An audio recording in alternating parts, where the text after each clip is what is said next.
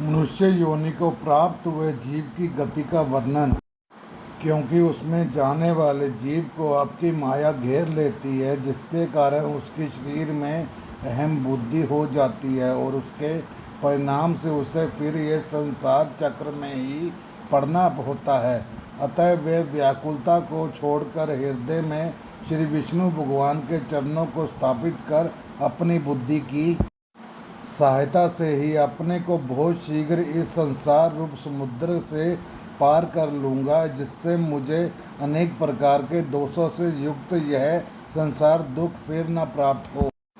कपिल देव जी कहते हैं, माता वह 10 महीने का जीव गर्भ में ही जब इस प्रकार विवेक उत्पन्न होकर भगवान की स्तुति करता है, तब उस अधोमुख बालक को प्रसव काल की वायु तत्काल बाहर आने के लिए ढकेलती है। उसके सहसा ढकेलने पर वह बालक अत्यंत व्याकुल हो नीचे सिर करके बड़े कष्ट से बाहर निकलता है।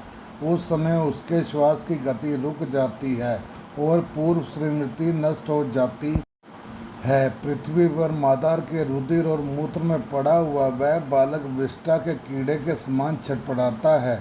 उसका गर्भवास का सारा ज्ञान नष्ट हो जाता है और वह विपरीत गति देह अभिमान रूप अज्ञान दशा को प्राप्त होकर बार बार जोर जोर से रोता है। फिर जो लोग उसका अभिप्राय नहीं समझ सकते, उनके द्वारा उसका पालन पोषण होता है।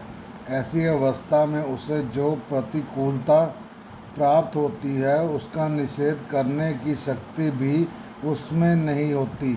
जब उस जीव को शिशु अवस्था में मैली कुचेली खाट पर सुला दिया जाता है, जिसमें खटमल आदि संवेदक जीव चिपटे रहते हैं, तब उसके शरीर में खुजलाने, उठाने अथवा करवट बदलने की समर्थ न होने के कारण वह बड़ा कष्ट पाता है। उसकी त्वचा बड़ी कोमल होती है। उसे डांस, मच्छर और खटमल आदि उसी प्रकार काटते रहते हैं जैसे बड़े कीड़े को छोटे कीड़े। इस समय उसका गर्भावस्था का सारा ज्ञान जाता रहता है, सिवा रोने के वह कुछ नहीं कर सकता। इसी प्रकार बाल्य, कुमार और प्रौढ़ अवस्थाओं के दुख भोग कर वह बालक युवावस्था में पहुंचता है। इस समय उसे यदि कोई इच्छित भोग नहीं प्राप्त होता, तो अज्ञानवश उसका क्रोध उद्दीपित हो उठता है और वह शोकाकुल हो जाता है। देह के साथ ही साथ अभिमान और क्रोध बढ़ जाने के कारण वह काम परवश जीव अपना ही नाश करने के लिए दूसरे कामी पुरुषों के साथ वैर ठानता है। खोटी बुद्धि वाला वह अज्ञानी जीव पंच भूतों से रचे हुए इस देह में मिथ्याभिनिवेश के कारण निरंतर मैं मेरेपन का अभिमान करने लगता है। जो शरीर इसे वृद्धावस्था आदि अनेक प्रकार के कष्ट ही देता है तथा अविद्या और कर्म के सूत्र से बंधा रहने के कारण सदा इनके पीछे लगा रहता है, उसी के लिए यह तरह तरह के कर्म करता रहता है, जिनसे बंध जाने के कारण इसे बार बार संसार चक्र में पड़ना होता है। सन्मार्ग में चलने हुए यदि इसका किन्हीं जीवा और उपस्थेंद्रिय के भोगों में लगे हुए विषयी पुरुषों से समागम हो जाता है और यह उनसे आस्था करके उन्हीं का अनुगमन करने लगता है, तो पहले के समान ही फिर नारकी योनियों में पड़ता है, जिनके संग से इसके सत्य, शौच, बाहर भीतर की पवित्रता, दया, वाणी का संयम, बुद्धि, धन, संपत्ति, लज्जा, यश, क्षमा, मन और इंद्रियों का संयम तथा ऐश्वर्य आदि सभी सद्गुण नष्ट हो जाते हैं। उन अत्यंत शोचनीय स्त्रियों की क्रीड़ा, मृग खिलौना, अशांत, मूढ़ और देहातदर्शी असत्पुरुषों का संग कभी नहीं करना चाहिए, क्योंकि यह जीव को किसी और का संग करने से ऐसा मोह और बंधन नहीं होता जैसा स्त्री और स्त्रियों के संगियों का संग करने से होता है। एक बार अपनी पुत्री सरस्वती को देखकर ब्रह्मा जी भी उसके रूप लावण्य से मोहित हो गए थे और उसके मृगी रूप होकर भागने पर उसके पीछे निर्लज्जता पूर्वक मृग रूप होकर दौड़ने लगे। उन्हीं ब्रह्मा जी ने मरीचि आदि प्रजापतियों की तथा मरीचि आदि ने कश्यप आदि की और कश्यप आदि ने देव मनुष्य आदि प्राणियों की सृष्टि की। अतः इनके एक ऋषि प्रवर नारायण को छोड़कर ऐसा कौन पुरुष हो सकता है जिसकी बुद्धि स्त्री रूपनी माया से मोहित न हो। अहो मेरी इस स्त्री रूपनी माया का बल तो देखो, जो अपने भृगटी विशाल मात्र से बड़े बड़े दिग्विजयी वीरों को पैरों से कुचल देती है। जो पुरुष योग के परम पद पर आरूढ़ होना चाहता है अथवा जिसे मेरी सेवा के प्रभाव से आत्मा अनात्मा का विवेक हो गया हो, वह स्त्रियों का संग कभी न करे, क्योंकि उन्हें ऐसे पुरुष के लिए नरक का खुला द्वार बताया गया है।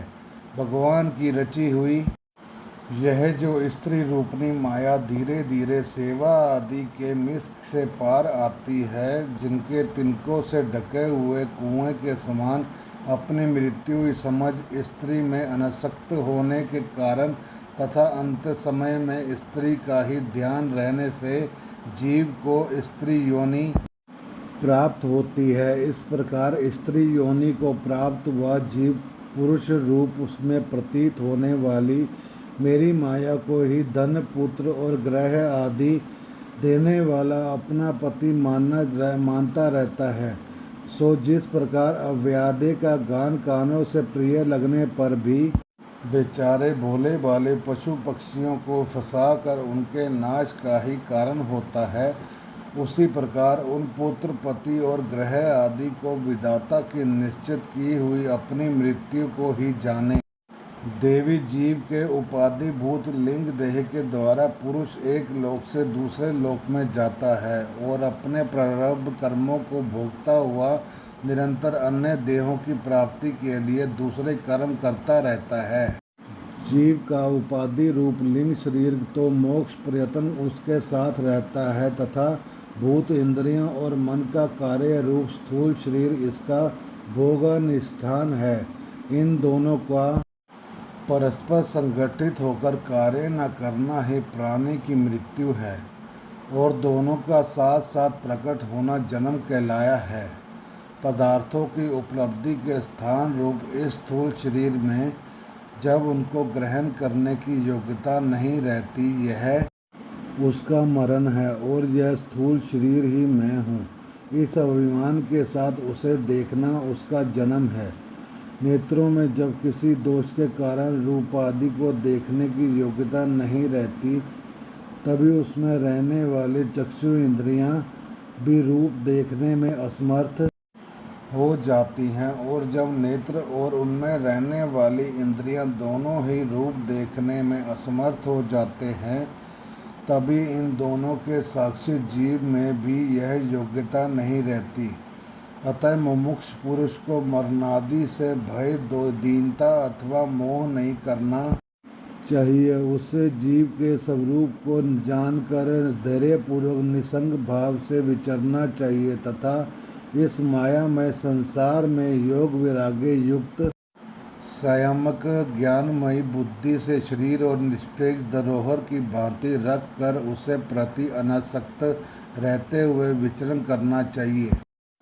धूम मार्ग और अविचरादि मार्ग में जाने की गति का और भक्ति योग की उत्काष्ठा का वर्णन कपिल देव जी कहते हैं। माता जी, जो पुरुष घर में रहकर काम भाव से गृहस्थ के धर्मों का पालन करता है और उनके फलस्वरूप अर्थ एवं काम का उपभोग करके फिर उन्हीं का अनुष्ठान करता रहता है, वह तरह तरह की कामनाओं से मोहित रहने के कारण भगवत धर्मों से विमुख हो जाता है और यज्ञों द्वारा श्रद्धा पूर्वक देवता तथा पितृ की ही आराधना करता रहता है। उसकी बुद्धि उसी प्रकार की श्रद्धा से युक्त रहती है, देवता और पितृ ही उसके उपास्य रहते हैं।